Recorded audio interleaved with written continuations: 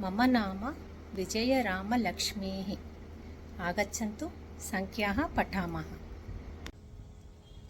ఏకాధిక ఏకశతం అంటే 101, ద్వ్యధిక ఏకశతం 102, త్ర్యధిక ఏకశతం 103, చతురధిక ఏకశతం 104, పంచాధిక ఏకశతం 105, ద్విశతం 200, త్రిశతం 300, చతుశ్శతం 400, పంచశతం 500, షట్శతం 600, సప్తశతం 700, అష్టశతం 800, నవశతం 900, సహస్రం 1000,